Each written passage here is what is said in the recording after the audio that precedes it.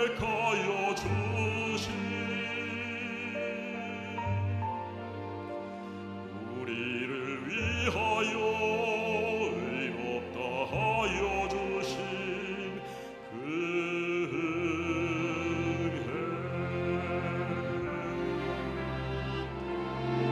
우리를 위하여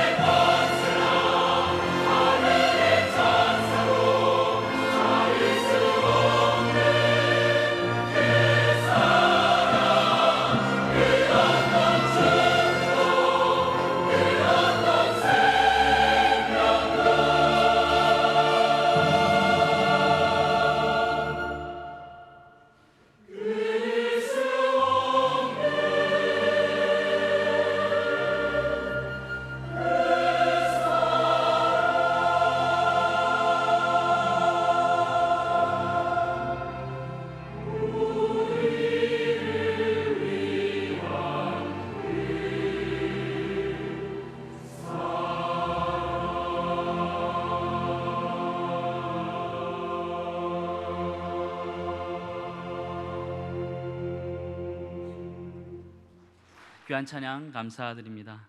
오늘 우리에게 주시는 하나님의 말씀은 요한복음 9장 1절부터 11절까지 말씀이 되겠습니다. 신약성경 160면입니다. 요한복음 9장 1절부터 11절까지 한 절씩 교독하겠습니다. 1절을 제가 먼저 읽겠습니다. 예수께서 길을 가실 때에 날 때부터 맹인된 사람을 보신지라 제 아들이 물어 이르되 랍비여 이 사람이 맹인으로 난 것이 누구의 죄로 인함이니까 자기니까 그의 부모니까 예수께서 대답하시되 이 사람이나 그 부모의 죄로 인한 것이 아니라 그에게서 하나님이 하시는 일을 나타내고자 하심이라. 때가 아직 낮음에 나를 보내신 이의 일을 우리가 하여야 하리라. 밤이 오리니 그때는 아무도 일할 수 없느니라. 내가 세상에 있는 동안에는 세상의 빛이로라. 이 말씀을 하시고 땅에 침을 뱉어 진흙을 이겨 그의 눈에 바르시고 이르시되 신뢰한 못에 가서 씻으라 하시니 실로함은 번역하면 보냄을 받았다는 뜻이라. 이에 가서 씻고 밝은 눈으로 왔더라. 이웃 사람들과 전에 그가 거린인 것을 보았던 사람들이 이르되 이는 앉아서 구걸하던 자가 아니냐. 어떤 사람은 그 사람이라 하며 어떤 사람은 아니라 그와 비슷하다 하거늘 자기 말은 내가 그라 하니 그들이 묻되 그러면 내 눈이 어떻게 떠졌느냐. 11절 함께 읽겠습니다. 대답하되 예수라 하는 그 사람이 진흙을 이겨 내 눈에 바르고 나더러 실로암에 가서 씻으라 하기에 가서 씻었더니 보게 되었노라. 아멘. 오늘 제목은 나는 세상의 빛이라 라는 제목입니다. 계속해서 요한복음 하나님 나라 건설 시즌을 말씀하는데 예수님의 선포하신 내용들 가운데 요한이 썼던 독특한 언어 습관 중에 하나가 뭐냐면 소위 에고에임이라고 나는 무엇이다, 나는 무엇이다 그랬는데 지난번 6장에서는 나는 생명의 떡이다 기억나십니까? 근데 오늘은 주님께서 9장 5절에 이렇게 나와 있어요. 5절에 내가 세상에 있는 동안에는 내가 세상의 뭡니까? 빛이로다. 나는 세상의 빛이다 이렇게 말씀을 하셨어요. 오늘 이 세상의 빛이라는 말씀은 그냥 오늘 요한복음 내에서도 9장 오늘 5절에만 하신 게 아니고 본래는 8장 12절 보세요. 8장 12절 보면 예수께서 또 말씀하여 이르시되 나는 세상의 빛이니 나는 세상의 빛이다. 주님이 그렇게 말씀하신 거예요. 요한복음 8장에서 말씀하신 나는 세상의 빛이다라는 내용하고 요한복음 9장 오늘 본문에서 말한 나는 세상의 빛이다 라는 내용은 좀 컨텍스트가 좀 차이가 있어요. 어떤 차이가 있냐면 요한복음 8장 12절 앞에 11절에 주님 말씀하셨잖아요. 나도 너를 정죄하지 않으니 너도 너를 용서하고 가서 다시는 죄를 범치 말라 이렇게 말씀하셨지 않습니까? 그러니까 그 여인의 마음속에 참 주님의 빛이 비쳤죠. 빛이 비쳤는데 다른 사람들에게는 나는 세상의 빛이다 그럴 때 죄 많은 인생들에게 이 주님의 빛이 비치게 되면요 무슨 일이 벌어지느냐 하면 그 어른으로부터 시작 어린아이까지 양심의 가책을 느끼고 다 도망을 가는 거예요. 마치 뭐와 같은가 하면 공사장에 좀 음습하고 물기 있는 지역에 널빤지가 이렇게 떨어져 있으면 그것이 한 달이고 두 달 가다 오면 그 널빤지 밑에다가 무슨 바퀴벌레도 있고 군뱅이도 있고 이런 여러 가지들이 이제 어두운 것이 있잖아요. 그런데 그 널빤지를 탁 들고 그 다음 빛이 딱 비춰버리면 어두운 데 살았던 그 바퀴벌레 이런 것들이 싹 사라지잖아요. 여러분 밤에 주방에 있던 바퀴벌레가 불 켜면 싹 도망가잖아요. 그런 식이 이제 되는 거죠. 그러니까 세상에 빛이 되신 예수님의 영광이 나타나니까 찬란한 영광이 나타나니까 싹 죄인들이 그냥 가책을 느끼고 도망을 가는 거예요. 도망만 가면 안 되고 생명의 빛이 주님이시니 주님 앞에 나아가길 원합니다. 그러면서 넘어져도 십자가 앞에 넘어져야 되는 거예요. 이제 그래서 요한복음 8장이고 오늘 요한복음 9장은 여러분 잘 아시는 대로 초막절의 행사예요. 초막절 가운데 기간 동안 있었던 일인데 지난번에는 생수 되신 예수 그리스도 실로암에서 물을 길러오는 그 의식을 통하여 생명수 되신 예수 그리스도도 의미하는데 오늘 이 초막절 행사 가운데 성전의 어두움을 밝히는 성전에 횃불을 걸어놓고 그 횃불을 걸어놓은 걸 통하여 광야길 가운데서도 불기둥으로 인도하신 하나님을 찬양합니다. 삶의 어두움 가운데 불기둥으로 우리의 어둠을 밝혀주시는 그 하나님의 은혜를 확인하고 있는 거예요. 그런데 아까 요한복음 8장에서는 빛이 비추니까 사람들이 양심의 가책을 느끼고 도망을 가버렸는데 요한복음 9장에서의 빛은 무슨 빛인가 하면 오늘 1절 보세요. 요한복음 9장 1절에 오면 이런 내용이 나오죠. 예수님께서 길을 가실 때에 언제부터 맹인이 되었습니까? 날 때부터 맹인이 되었어요. 날 때부터 맹인이 되었어요. 뒤에도 나옵니다만은 예수님이 날 때부터 맹인된 사람을 고쳐주고 난 다음에 사람들이 뭐라고 평가하느냐면 창세 이후로 창조 이후로 날 때부터 맹인된 사람이 고쳐진 예가 있는가? 오늘 이 순간 이전까지는 없었다 이 말입니다. 그런데 처음으로 생명의 빛 대신 예수님을 제대로 접하니까 창세 이후로 처음으로 날 때부터 맹인된 사람이 고쳐졌다 이 말이에요. 이제 그걸 보여주고 있는 거예요. 그래서 오늘 여러분들이 이 말씀을 보시면서 또 같이 나누면서 하나님, 많은 사람들이 육신의 눈이 열려 있으니까 나는 맹인이 아니라고 생각할 수도 있지만 하나님, 우리의 육신의 눈을 뜨는 것뿐만 아니라 영적인 눈을 열어주시기를 소원합니다. 그 마음을 가지고 오늘 이 예배에 참석한 모든 성도들 영안을 열어주시기를 간절히 바랍니다. 오늘 본당뿐만 아니라 오늘 별관에 또 은혜 채플에 언약 채플에 또 패밀리 채플에 안성 또 제천에서 드리는 모든 분들 영안을 열어주시기를 바랍니다. 제가 이 영안이 열리고 또 눈이 열리는 것에 대해서 준비를 하다가 HK, 여러분 HK가 누군지 압니까? 한국 HK는 헬렌 켈러, 헬렌 켈러인데 헬렌 켈러의 이걸 보다가 참 기가 막혔어요. 헬렌 켈러는 날 때부터 삼중고였잖아요. 보지 못하고 듣지 못하고 말하지 못하는 청각장애, 시각장애, 말 못하는 농아, 이런 삼중고를 겪었어요. 어떻게 보면 처참한 상황이죠. 그런데 그 헬렌 켈러가 그의 소원을, 이런 소원을 표현을 했어요. 내가 3일만 볼 수가 있다면, 내게 3일만 눈을 뜨게 해주신다면 내가 뭘 할 것인가? 우리는 지금 맨날 눈 뜨고 있는데 헬렌 켈러는 3일만 눈 뜨면 내가 뭘 하고 싶은가? 그 내용을 제가 읽으면서 제 마음이 저리는 거예요. 제 마음에 너무 절실함이 느껴지는 거예요. 한번 들어보세요. 3일 동안, 내가 3일 동안 눈이 띄어지면 뭘 할 것인가? 3일 볼 수만 있다면, 첫째 날에는 내게 삶의 보람을 느끼게 해준 친절하고 따뜻한 사람들, 나에게 신앙과 구원을 선포한 설리반 선생님, 내가 그런 분들을 보고 싶다. 그래서 내가 눈을 뜨고 볼 수 있는 첫 순간 나를 어둠에서 구해준 설리반 선생님을 찾아가겠다. 그 다음에 내 친구들을 만나보겠다. 그리고 눈을 뜨고 내가 읽고 싶은 그 책을 읽어볼 것이다. 그리고 오후에는 들과 산으로 가서 예쁜 꽃과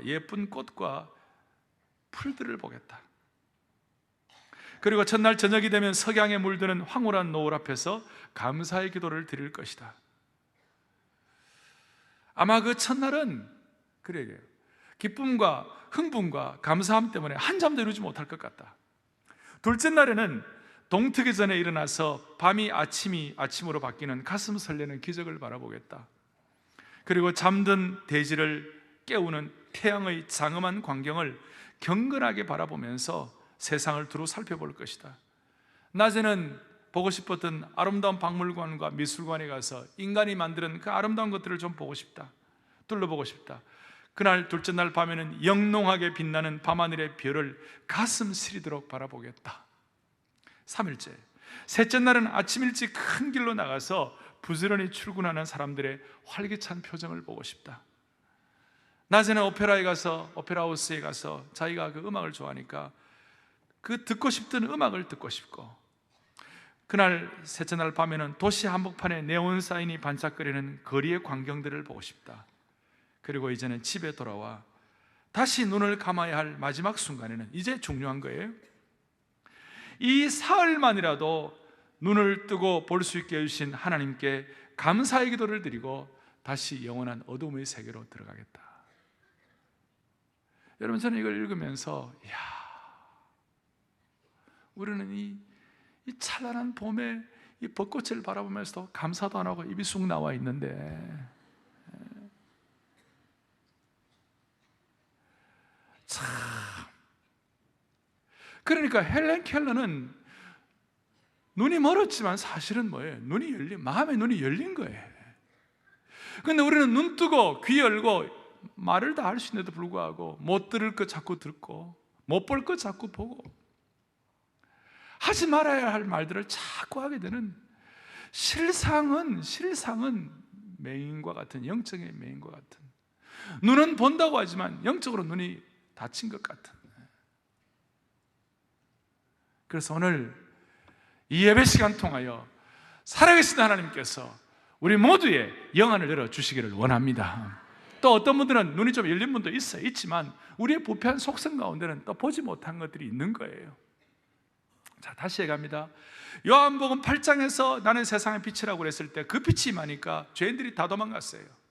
근데 요한복음 9장에서 오늘 날 때부터 맹인된 이 분이 구원받는 이 사건은 아까 말한 널빤지 밑에 햇빛이 비치니까 다 도망가다가 빛이 다 한참 비치고 나면 그 습기가 제거되고 말은 잘 이렇게 이제 온전하게 되면 거기에 씨앗이 뿌려지고 나면 씨앗이 발화되어서 그 햇빛 때문에 잘 나무가 되어서 이렇게 자라는 것처럼 하나님께서 우리의 마음의 문을 열어주셔서 그렇게 진리의 빛이 비추어지고 씨앗이 뿌려져가지고 다시 한번 발화될 수 있도록 축복해 주시기를 원하는 거예요. 이걸 위해서 오늘 말씀 다시 한번 정리하고 우리가 전체적으로 적용을 하고 그렇게 하지요. 자, 1절 다시 한번 보겠습니다. 예수께서 길을 가실 때에 날 때부터 맹인된 사람을 보신지라. 이 사람은 날 때부터 맹인되었을 뿐 아니라 거린이었어요. 늘 구걸하면서 비참하죠. 안타깝죠. 그런데 그 비참하고 안타까운 이 거린을 보고 안타까워하고 정말 불쌍히 여기고 측은지심이 있어야 되는데 2절의 제자들 좀 보세요. 제자들이 물어 이르되 랍비여, 이 사람이 맹인으로 난 것이 누구의 죄로 인한 것입니까? 자기입니까? 아니면 그의 부모입니까? 참 안타까운 그런 판단입니다. 그 맹인으로 태어난 이유가 뭔가, 제가 오늘 시각장애인이라는 말 대신에 맹인으로 제가 그냥 전체적으로 통일을 하겠습니다. 이 시각장애인, 이 맹인이 무엇 때문에 맹인되었습니까? 왜 날 때부터 맹인되었습니까? 그 사람의 죄 때문입니까? 아니면 부모의 죄 때문입니까? 이것이 일반적인 사람들, 그 당시 유대인들의 판단 기준이었어요. 유대인들의 사고방식은 당시의 영향이 뭐냐면 환생사상, 그 다음에 또 인과응보사상, 이런 것들이 팽배했어요. SNF라든지 영지주의자들이 더 이런 것들이 더 많았고, 오죽하면 복음서에 보면 세례요한이 이렇게 나타났을 때에 사람들이 뭐라고 그러죠? 엘리야가 다시 나타났느냐, 그렇게 말할 정도로, 물론 우리 어떤 윤회 사상하고 좀 차이 있긴 하지만 그래도 비슷한 그런 생각을 갖고 있었고, 사람이 어려움을 당하고 병이 들고 고통을 당하면 다 죄 때문에 그렇다고 생각을 하고, 죄도 두 가지 종류의 판단을 해서, 하나는 뭐냐면 자기 책임인가, 자기 책임제로 생각하고, 또 하나는 뭐냐, 연좌제예요. 부모의 죄 때문에 그런가. 출애굽기 34장 7절에 보면 이런 내용이 나와요. 보시죠. 읽어보겠습니다. 인자를 천대까지 베풀며 악과 과실과 죄를 용서하리라. 그러나 별을 면제하지는 아니하고 아버지의 악행을 다시 한번 아버지의 악행을 뭐예요? 자손 3, 4대까지 보응하리라. 무서운 말씀이고 우리에게는 굉장히 부담이 되는 말씀이죠. 그러니까 죄가 있어가지고 죄의 어떤 연좌제예요. 그 부모의 죄 때문에 자식까지도 어려움을 겪을 수 있다는 것이에요. 자, 이런 게 마음에 가득 차 있으니까 마음에 하나님 나라 건설이 되지 않냐고 마음이 지옥 같은 거예요. 마음이 답답한 거예요. 무슨 일이 생기면 이게 누구 죄 때문인가? 이게 부모의 죄 때문인가? 아니면 내 죄 때문인가? 그런데 주님께서는 놀라운 말씀을 하시는 거예요. 제자들이 그래 물었을 때, 또 다른 사람들의 생각들이 다 그랬을 때, 그 당시에 팽배한 어떤 그 인과응보 사상, 이런 것들이 있었을 때에, 연좌제 사상들이 있었을 때 주님이 오늘 뭐라고 말씀하시나요? 오늘 이게 진짜 키인데 3절 뒤에 이렇게 나와 있죠. 예수께서 대답하시되 이 사람이나 그 부모의 죄로 인한 것이 뭡니까? 아니라, 그 다음에는 그에게서 하나님이 하시는 일을 나타내고자 하려 함이니라. 오늘 잘 마음을 집중하십시오. 이런 일들이 일어났을 때 이것은 그에게서 하나님이 하시고자 하는 일을 나타내고자 하심이라. 사람은 자기 책임이냐, 아니면 연좌제냐, 아니면 인과응보냐, 이런 생각으로 물들어 있었을 때 예수님 뭐라고 말씀하시느냐? 아니야, 이것은 그를 통하여 하나님이 하시고자 하신 일을 나타내게 하려 하심이라. 하하, 참 기가 막힌 말씀. 그러면 하나님이 하시고자 하시는 예수님이 하시는 일들이에요. 예수님의 길은 제1길도 아니고 제2길도 아니고 제3의 길이에요. 거룩한 3의 길인데, 이 3의 길이 뭐냐? 예수님이 하신 일을 나타낼 때는 항상 무슨 일이 있냐면요, 사람이 살아난 거예요. 요한복음 4장에 보면 수가성 우물가 여인이 영혼이 살아난 거예요.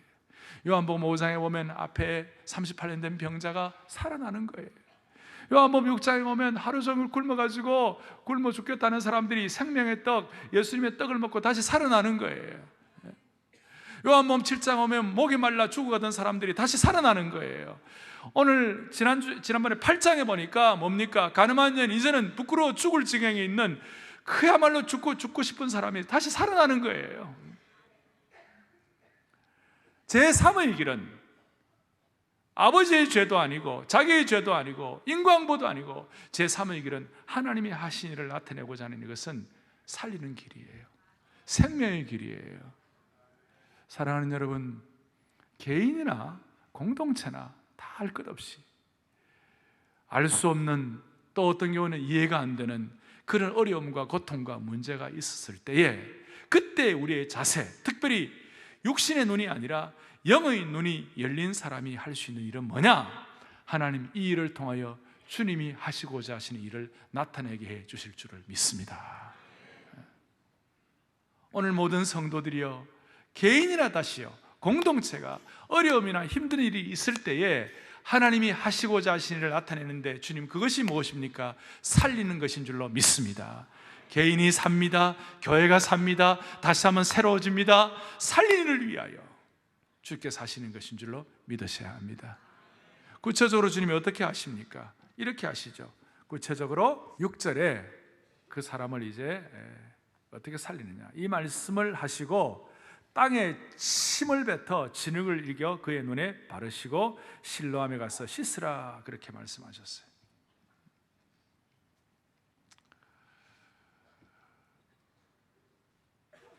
흙이 있어요. 흙은 아주 흔한 것이죠. 어딘지 구할 수 있는 거예요. 거기다가 침은 또 우리가 뱉으면 되니까 침 해가지고 그걸 짓이겨가지고 그 태어날 때부터 맹인인 그 눈에 바르고, 그럼 그 맹인의 입장에서는 좀 익숙하지 않고 좀 어떻게 부담스러울 수도 있죠. 그를 하려면 기도를 해주셔가지고 기도를, 아니면 안수기도를 해주시든지 그렇게 하는데, 좀 침을 발라가지고 진흙을 이겨가지고 눈에 바르고, 더더구나 맹인이니까 실로암까지 가서 거기 가서 씻고 오라, 또 찾아가는 것도 쉽지 않은 일인데, 그런데 이 맹인은 순수한 마음으로 그냥 그대로 받아들였어요. 그래서 7절 좀 보세요. 뭐라고 되어 있습니까? 이에 실로암 못에 가서 씻으라 하시니 실로암 번역하면 보냄을 받았다는 뜻이라. 그 다음에 중요한데요, 이에 가서 씻고 밝은 눈으로 뭡니까? 왔더라. 이에 가서 씻고 밝은 눈으로 왔더라. 할렐루야. 흔한 흙과 침을 발라가지고 이 맹인의 눈을 고쳐주셨어요. 창조 이후의 첫 기적이라고, 이런 기적은 첫 기적이라고. 평범한 걸 가지고, 흙과 침을 가지고 이런 창조 이후에 맹인이 눈뜨는 첫 이런 놀라운 눈뜨는 사건을, 기적을 일으키신 하나님을 찬양합니다. 근데 오늘 중요한 것은 기적이 아니라 뭐라고 그랬어요? 표적이라고 그랬어요. 표적은 능력보다 더 중요한 거예요. 능력은 한번 받다가 또 못 받으면 아쉬워가지고 나중에 시험 들 수 있지만, 진짜 표적을 제대로 깨닫고 영적인 의미를 제대로 깨달으면 여러분 평생 영적인 의미를 가지고 집중하고 영의 눈이 띄어지는 축복을 받게 되는 것입니다. 영의 눈이 띄어져야 돼요. 오늘 제가 좀 정리를 해드리면, 다시 한번 정리를 해드리면, 9장 전체에서 육신의 맹인의 육신의 눈을 뜨게 하신 그 주님께서 이제 뒷부분에 보면 육신의 눈을 이제 이렇게 주님이 뜨게 하시니까 바리새인과 서기관들과 예수님을 책잡고자 하는 사람들이 그 맹인을 다그쳤어요. 너 안식일 날 너 눈 떴지? 이거는 눈 뜬 게 중요한 것이 아니라 너 안식일 날 이런 거 범하면 너 안 되는 거야. 이렇게 하면서 맹인의 부모를 이렇게 좀 질책하고 나중에 출교까지 하고 막 그렇게 했어요. 참 안타깝죠. 자기 가족이고 자기 식구가 그래 나았다면 너무 기뻐 감사할 일인데, 자기들 프레임과 자기의 가치관과 생각에 맞지 않았다 그래가지고 막 책을 잡고 부모를 뭐라 그러고, 또 이 눈뜬 이 사람을 가지고 막 책 잡으려고 그러는 거예요. 그랬을 때 그 책 잡으려고 할 때 이 맹인이 내가 아는 것은 내 눈 뜨는 거라고, 내 아는 것은 눈 뜬 거라고, 또 어떤 분이 나 눈 뜨게 해주신 거라고, 그분이 내 구세주라고, 이런 식으로 이제 표현을 하니까 출교까지 당하는 거예요. 그러니 나중에 35절 좀 보세요. 9장 35절. 예수께서 그들이 그 사람을 쫓아냈다 하는 말을 듣고 종교 지도자들이나 이스라엘 사람들이 그를 출교했다는 말을 들으시고 난 다음에 그를 만나서 이르시되 너가 인자를 믿느냐? 인자란 말은 사닥다리를 오르락내리나 요한복음 1장 인자는 예수님의 하나님의 아들 되심을 설명하는 거예요.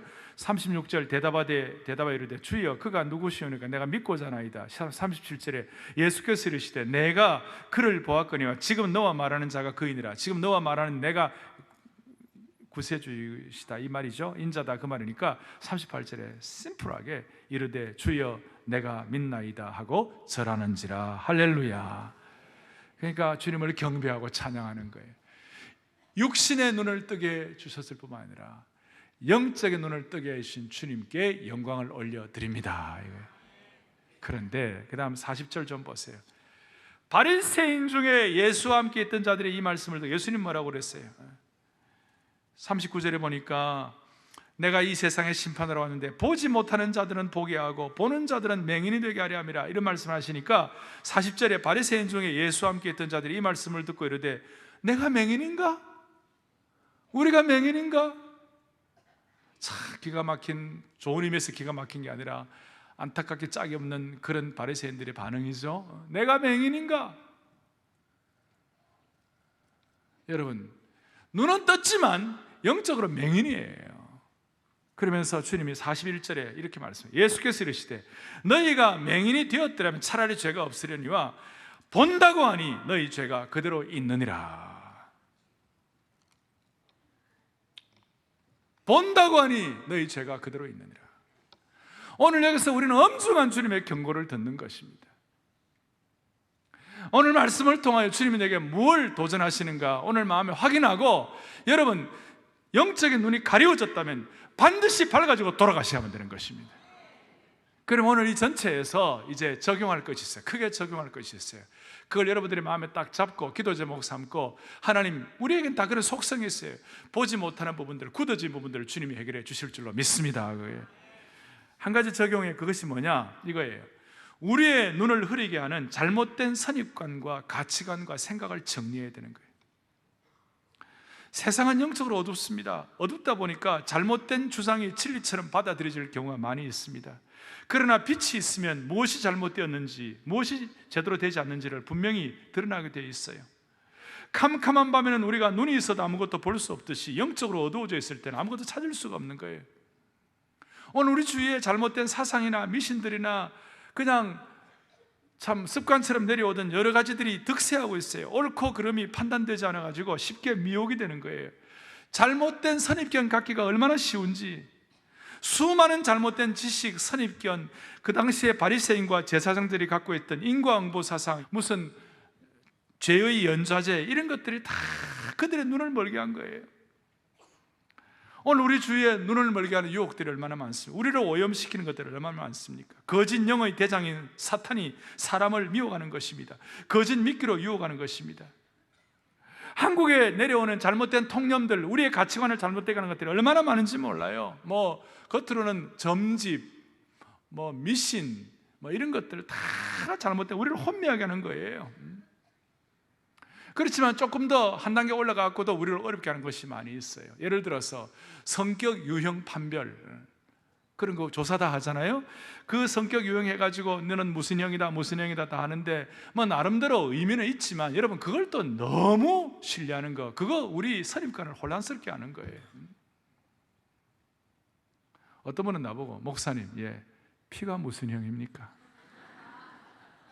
말랐고 그럼 제가 피를 얘기하면 A형은 어떻고 B형은 어떻고 O형은 어떻고 AB형은 어떻다, 나름대로 선입관이 다 되어 있는 거예요. 그런데 여러분 그것도 다가 그 진리가 아니에요. 왜? 우리는 예수의 피로 새롭게 된 하나님의 백성이 된 거예요. 아시겠어요? 예를 들어 제가 피를 가지고 설명했습니다만 이런 것들이 우리에게는 많이 있다는 것이에요.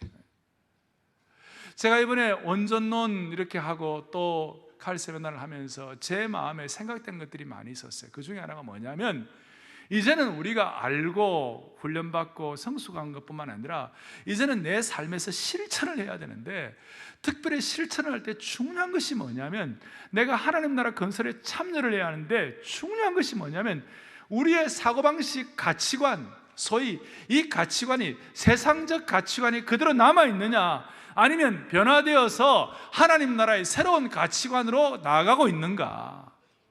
하나님 나라 건설의 소위 킹덤 밸류, 하나님 나라 건설의 가치관으로 내가 무장되어 있는가, 아니면 세상적인 가치관 그냥 그대로 갖고 오고 있는가? 우리는 지금 요한복음 시리즈를 하고 있어요. 요한복음은 하나님 나라 건설에 참여하는 거 말씀을 드렸어요. 그렇다면 사랑의 교회 성도들이요, 우리가 삶의 많은 과정들을 거치면서 또 감사한 일도 있고 힘든 일도 있지만 이 모든 일들을 지나오면서 저와 여러분들의 꼭 필요한 것은 뭐냐면 하나님 나라의 가치관, 하나님 나라의 문화관, 하나님 나라의 방향으로, 안목으로 우리의 생각이 정리되게 하여 주십시오. 이거예요. 그런데 우리는 예수를 믿는다고 하면서도, 신앙생활을 오래 했다고 하면서도 세상적인 가치관, 세상적인 문화관, 세상적인 선입관이 그토록 우리를 지배할 때가 많이 있어요. 뭘로 우리가 차이를 알 수 있느냐? 내가 하나님 나라 가치관에 내 자신이 가고 있느냐, 아니면 세상적인 선입관으로, 세상적인 가치관으로 가고 있는가? 예수님을 잘 믿어도 실수할 수 있다니까요. 그것은 언제 나타나는가? 결정적으로 언제 나타나는가? 그 나타나는 것은 뭐냐면 위기를 당했을 때, 참 어려움을 당했을 때, 우리 앞에 큰 난관이 부닥칠 때, 그 난관을 해결하는 우리의 스타일이 뭐냐면, 세상적인 가치, 예수님을 믿어도 세상적인 가치관에 있는 사람들은 무슨 일이 벌어지느냐 하면, 어려움을 당하면 믿었던 것이 다 날아가고 옛날에 그 모습이 다시 돌아오는 거예요. 그런데 예수 믿고 구원받은 하나님의 백성들은, 하나님의 가치관을 있는 사람들은 하나님의 가치관으로 판단하는 거예요. 그럼 하나님의 가치관이 뭐예요? 오늘 주님 말씀하신 것 뭐예요? 3절 뒤에 있는 것처럼 주님께서 말씀하신 건 뭐예요? 이 일을 통하여 하나님이 하시는 일을 나타내고자 하려 함이라. 하나님의 가치관은 뭐예요? 사람을 살리는 거예요. 그 사람이 들어가면 세워지는 거예요. 세상적인 가치관은 뭐예요? 어려움과 위기를 당하면 말이죠, 옛날의 사고방식 그대로 나오는 거예요. 똑같이 옛날 모드로 돌아가는 거예요. 어떤 경우는 더 어려운 사람들도 있어요. 사랑하는 여러분, 우리 모두는 영의 눈이 열려지기를 원합니다. 주님 오늘 그걸 요구하셨어요. 그래서 세상적인 가치관이 아니라 하나님 나라 가치관이에요. 사람을 살리는 거예요. 근데 한국은 제가 가면 갈수록 느끼는데요, 참 이게 해결이 되어야 되는데 한국의 어떤 면에서 좀 지독한 이 혈연, 지연, 학연의 가치관, 소위 연고주의의 이것이 강고한 연고주의. 예수님을 믿어도 어떤 어려움이 생기면 그 어려움을 신앙적인 가치관으로 해결하려고 하는 것이 아니라 혈연, 지연, 학연의 이 강고한 연고주의를 가지고 해결하려고 하는 거예요. 오늘 저와 여러분부터라도 이런 문제들을 다 정리할 수 있는 영안을 열어주시기를 바랍니다. 체킹 리스트는 뭡니까? 뭘 가지고 점검합니까? 내가 하는 그 일을 통해서 사람이 사느냐, 공동체가 세워지느냐, 아니면 더 어려워지고 더 상처를 받느냐. 여러분 오늘 평생 여러분들의 생애를 통해 예수님처럼 하나님이 하시고자 하는 일을 나타내는 그런 축복이 있기를 간절히 원합니다. 이를 위해서 적용을 하는데 우리가 꼭 필요한 것이 있어요. 우리는 늘 하나님의 은혜를 받아야 돼요. 은혜란 건 뭐예요? 내가 얼마나 내가 마음이 가난한 자인지, 내가 얼마나 부족한 자인지를 자꾸 깨닫는 거예요. 그걸 깨달으면 남 얘기할 것 없고 자신을 돌아보면서 무슨 얘기를 하느냐면요, 자신을 돌아보면서 은혜를 받으면요, 정말 자신을 돌아볼 때 나 같은 죄인 살리신 주 은혜가 얼마나 큰지를 자꾸 고백하면서 자꾸 자신을 돌아보게 되면 그 은혜를 통한 하나님의 참 축복된 눈물이 내 오염된 이 눈을 닦아내는 거예요. 하나님의 말씀의 빛을 자꾸 자신을 비춰보면 그 말씀의 빛 앞에 자신을 돌아볼 때 그 말씀의 빛 앞에 내가 이렇게 완전히 감겨진 내 눈이 떠질 수 있도록 진리의 빛으로 우리의 눈을 열게 해주시는 거예요. 그러니 중요한 것은 나의 선입관, 가치관이 세상적 가치관이 아니라 킹덤 가치관, 하나님 나라 건설 가치관으로 우리가 집중되기 위하여 우리에게 꼭 필요한 것은 평생 날마다 말씀의 빛으로 나를 비추임 받을 수 있는, 말씀의 거울로 나를 살펴볼 수 있는 그런 환경을 여러분들이 떠나면 안 된다 그 말이에요. 아멘. 말씀의 거울로 자기 자신을 비춰줄 수 있는 그 상황, 그 환경을 여러분들이 떠나면 안 된다 그 말이에요. 그것이 큐티가 되든, 그것이 훈련이 되든, 그것이 주일 메시지가 되든, 아니면 그것이 말씀을 뭐든지 좋아요. 말씀 앞에 나를 비춰보면서 자기 자신의 오염된 영안을 닦아낼 수 있는 은혜의 눈물을 받을 수 있는 환경을 끝까지 지속을 해야 한다 이 말이죠. 그런데 문제가 뭐냐? 나이가 들고 신앙생활을 오래 하고 그 다음에 교회 생활을 계속 하다 보면 자기들도 모르게 자기의 축적과 노하우가 있는 거예요. 저에게도 있고 여러분들도 있어요. 그 축적된 것이 아름다운 전통이 돼가지고 더 주님을 잘 섬기고 더 주님 앞에 겸손하게 나가는 동인이 되면 좋은데, 많은 경우 우리는 무슨 약점이 있냐면 신앙생활을 오래 하고 자꾸 하다 보면 나도 모르게 내가 갖고 있는 사고방식, 내가 갖고 있는 신앙의 틀이 생기는 거예요. 그리고 그 신앙의 틀이 본질보다 더 중요하게 돼가지고 나중에는 거꾸로 되는 거예요. 비본질 때문에 본질이 상처를 받고 본질의 능력이 나타나지 않고 사람이 살려지지 않고 죽어지는 거예요. 건물을 지을 때, 높은 건물을 지을 때 여러분 뭘 합니까? 펜스를 치고 그 다음에 지지대를 만들고 거기에 비계를 설치하잖아요. 이렇게 설치해가지고 건물을 짓잖아요. 근데 그 건물을 제대로 짓고 나면 그 비계를 다 뜯어버립니까? 그냥 그대로 둡니까? 그거 건물 다 짓고 나면 그거 다 철수하잖아요. 그렇잖아요. 그 철수시켜야 건물이 이제 새로운 건물이 탄생이 되는데, 계속 새 건물을 짓고 난 다음에 그걸 계속 놔둔다면 공사 중이죠. 끝까지 계속 완공이 되지 않는 거죠.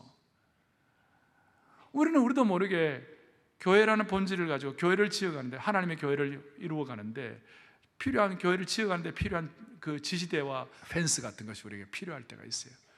그것 때문에 이제 이루어졌지만 이제 다 이루고 나면 그건 치워야 되는 거예요. 근데 우리는 10년, 20년, 30년 계속 그걸 두고 있잖아요. 치우지를 못해가지고 덜 중요한 비본질의 에너지를 쓰다가 본질이 얼마나 상처를 받는지 몰라요.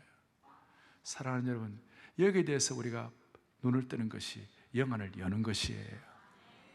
그러려면 우리는 주님 앞에 서는 그날까지 말씀 앞에 나를 드러낼 수 있는, 말씀 앞에 말씀의 거울로 나를 비춰볼 수 있는 그런 환경을 여러분 끝까지 가지셔야 되는 거예요. 그런데 우리는 교회 생활 오래 하면, 순장도 오래 하다 보면 어떻게 됩니까? 순장을 못하는 경우가 있고 말씀 앞에 비춰볼 수 있는 그런 환경이 내게는 형성이 안 될 때가 있어요. 그럴 때마다 어려움이 생기는 것이죠. 그래서 저는 기도합니다. 사랑의 교회 모든 성도들, 교회 평신도 지도자들, 끝까지 말씀 앞에 자신을 비춰볼 수 있는 그런 환경을 허락하여 주시옵소서. 이제 정리하겠습니다. 이 태어날 때부터 맹인은 주님 앞에 혼전하게, 15절 좀 보세요. 15절 다시 한번. 15절. 그러므로 바리새인들도 그가 어떻게 보게 되었는지를 모르니 이르되 그 사람이 진흙을 내 눈에 바르매, 그 다음 뭐라고 되어 있습니까? 내가 씻고 뭐예요? 보나이다. 내가 씻고 보나이다. 아주 단순하게 고백하는 거예요. 그리고 주님을 섬깁니다. 주님을 믿습니다. 단순하게 고백하는 거예요. 38년 된 그 병자는 뒤에 좀 이렇게 압박을 받으니까 약간 책임 회피도 하고 막 그렇게 했는데, 이 오늘 맹인은 그냥 그대로 담백하고 솔직하게 어린아이처럼 그대로 받아들였어요. 오늘 이런 순수하고 담백하고 솔직하고 또 주님 앞에 한결같은 이런 마음을 우리 모두에게 회복시켜 주시기를 원합니다. 그래야 우리가 영안을 유지할 수가 있는 것입니다. 주님이 그런 차원에서 이런 말씀을 하시는 거예요. 다 같이 마태복음 11장 25절을 보겠어요. 시작. 그때 예수께서 대답하여 이르시되 천지의 주제이신 아버지, 이것을 지혜롭고 슬기 있는 자들에게는 숨기시고 어린아이들에게는 나타내심을 감사하나이다. 아멘. 지혜롭고 슬기 있는 똑똑한 자들에게는 숨기시고 어린아이들에게는 나타내심을 감사하나이다. 그래서 우리는 나이가 60, 70, 80이 되어도 주님 앞에서는 어린아이가 되어야 합니다. 순수한 어린아이가 되어야 합니다. 그래야 그 어린아이의 맑은 영에 하늘의 영광이 보이게 되는 것입니다. 그 맑아진 영에 답답하고 어두웠던 것들이 사라지면서 하늘에 놀라운 것이 보이게 되는 것입니다. 헬런 켈러뿐만 아니라 우리 찬송가의 페니 제이 크로스비라고 있습니다. 유명한 찬송 쓰신 분이에요. 태어난 지 6주 만에 눈이 멀었습니다. 아버지도 돌아가셨습니다. 22살의 어머니가 과부가 되어가지고 그 페니 제이 크로스비를 키웠습니다. 남의 집에 가서 일을 합니다. 아이를 키울 사람이 없습니다. 할머니가 이 크로스비를 키웠습니다. 그런데 할머니가 신앙인이었고 진실된 사람이었어요. 할머니가 어릴 때부터 이 아이를 키우면서 창세기, 출애굽기, 그 다음에 오경, 시편, 잠언 이런 내용들, 또 사복음서, 서신서를 거의 다 외우게 만들었어요. 다 외우게 만들어가지고 크로스비 여사가 10,000편 이상의 찬양 시편을 썼고 유명한 찬송 1000곡 이상을 작사를 했고, 우리 찬송가에도 그가 쓴 찬송가, 오늘 여러분들이 불렀던 찬송 예수로 나의 구주 삼고 성령과 피로서 거듭나니, 이 영광스러운 곡을 쓰고 인내하신 구세주여 내 말 들으사, 그 다음에 나의 갈 길 다가도록 예수 인도하시니, 예수가 우리를 부르는 소리, 나의 영원하신 기업 생명보다 귀하다. 여러분 이 찬송 좋지 않아요? 주옥 같은 곡 중의 곡들을 하고, 어린아이들이 부르는 좋은 찬송 가운데서도 그가 불렀던 찬송 가운데 예수께로 가면 나는 기뻐요, 이런 찬송부터 시작해서 아까 나의 갈 길 다하도록 그 한편의 어떤 인생의 종합 같은 이런 것들을 다 감당을 한 건데, 그가 8살 때, 페니 제이 크로스비가 어린아이 때 8살 때 이런 고백을 하는 거예요. 나는 얼마나 즐거운 영혼을 지녔는가. 비록 나는 볼 수는 없지만 나는 만족하면서 이 세상을 살기로 했네. 내가 누리는 이 복을 다른 이들은 누리지를 못하리라. 내가 시각장애인이라고 울며 한숨 짓는 일을 나는 다시는 하지 않으리. 몇 살 때? 몇 살 때요? 8살 때, 8살 때. 우리 교회는 8살 때 토빗에 나오라면 안 나오고 있는데, 여러분 그 영안이 어린아이들, 주님께서 말로 어린아이에게는 나타나게 하시고 지혜롭고 똑똑하게 숨기셨다 그랬어요. 대표적으로 사무엘상 3장에 보면 하나님의 말씀이 나타나는데, 나타났다가 나타나지 않고 그러는데, 그 엘리 대제사장에게는 하나님 말씀이 나타나지 않았어요. 하나님 말씀을 볼 수도 없고 들지도 못했어요. 그런데 어린아이 사무엘은요, 하나님의 말씀을 들었어요. 하나님을 볼 수가 있었어요. 하나님의 말씀을 귀로 열 수가 있었어요. 할렐루야. 오늘 이 순수하고 담백하고 또 주님이 주시는 이 새로움을 어린아이처럼 받아 우리가 예수 믿기 전에 가졌던 가치관이 오늘도 우리의 삶에 영향을 끼치지 못하도록 주님이 하신 일을 나타낼 수 있는 살리는 사역. 그래서 여러분 평가 기준은 딱 하나예요. 여러분이 앞으로 하는 모든 일들 영안을 떠서 정말 살리는 일, 새롭게 하는 일, 격려하는 일, 그 다음에 생명을 주는 일을 무조건 예스하시고, 무너뜨리는 일, 파괴하는 일, 상처 주는 일, 멸망하게 하는 무조건 노라고 하세요. 그러면 하나님이 하시고자 하는 일을 나타내는 그런 삶이 될 것입니다. 영안을 열어주시기를 바랍니다. 시간이 없기 때문에 다른 못하고, 예수께로 가면 나는 기뻐요. 그 크로스비 여사가 깨달았던 그 순수한 마음을 우리가 회복해가지고 오늘 정말 사랑의 교회와 모든 성도들이 새로운 영안을 가지고 주님을 섬기게 하여 주시옵소서. 1절만 예수께로 가면, 예수께로 가면, 예수께로 가. 눈을 열어주십시오. 나는 기뻐요. 걱정 근심 없고 정말 즐거워. 예수께로 가면 나는 기뻐요. 나와 같은 아이 부르셔서. 가슴에 손을 얹겠습니다. 제가 직접 같이 기도하겠습니다. 하나님 아버지, 본다고 하는 똑똑한 자에게는 숨기시고 어린아이 같은 순수한 자에게는 눈을 열주신 주님을 찬양합니다. 평생 우리가 어린아이처럼 순수하고 소박하고 간절함을 가지고 주님을 섬기는 영안이 회복되게 하여 주시옵소서. 우리 온 성도들의 눈을 열어 주님을 보게 하여 주시옵소서. 빛 대신 주님을 바라봄으로 말미암아 순수함과 기쁨을 회복시키시고 껍질을 깨뜨려 버리고 사람을 살리는 하나님의 일에 참여하게 하여 주시기를 원하옵고, 우리의 생명 되시고 소망 되시고 빛 되시는 예수 그리스도를 받들어 간절히 기도 올리옵나이다. 아멘. 예수께로 가면 나는 기뻐요. 걱정이지 없고 정말 즐거워.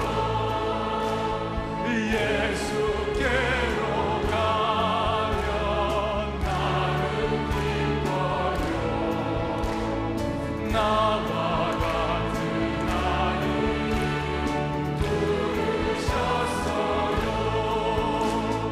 예수께로 가면 맞아주시고 나를 사랑하사 용서하셔요. 예수께로 가면 나는 기뻐요. 나와 같은 아이 부르셨어요. 예수께로 가면 손을 붙잡고 어디서나 나를 인도하셔요. 예수께로 가면 나는 기뻐요. 나와 같은 아이 부르셨어요.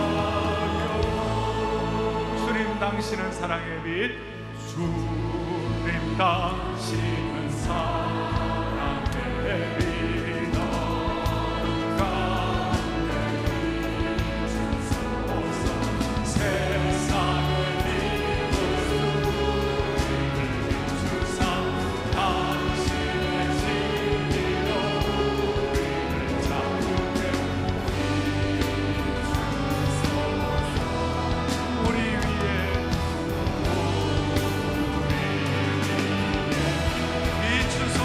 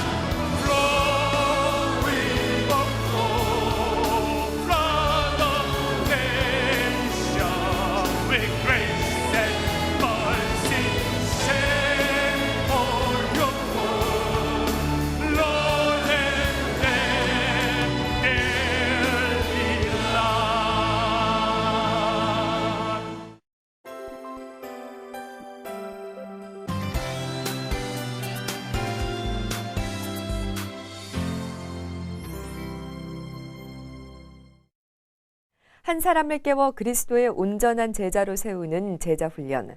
교회의 본질이자 보냄받은 그리스도인의 소명인 제자훈련을 더욱더 많은 목회의 현장에 적용하고자 지난 3월 31일부터 4월 4일까지 사랑의 교회 안성수양관에서 제97기 평신도를 깨운다 제자훈련 지도자 세미나가 열렸습니다. 작년 4월 이후 1년여 만에 다시 시작된 이번 칼 세미나에는 국내외 231개 교회, 320여 명의 목회자와 선교사들이 참석한 가운데 진행됐습니다. 이번 97기 제자훈련 지도자 세미나는 1년 동안의 공백을 뒤로하고 복원이 되는 세미나라고 하는 중요한 의미가 있습니다. 많은 아픔이 있었지만 하나님께서 사랑의 교회를 향해 주신 한 영혼을 향한 비전, 한 영혼이 예수 그리스도의 온전한 제자가 될 때에 맺어지게 될 풍성한 열매에 대한 소망을 다시 회복하는 귀한 세미나라고 생각을 합니다.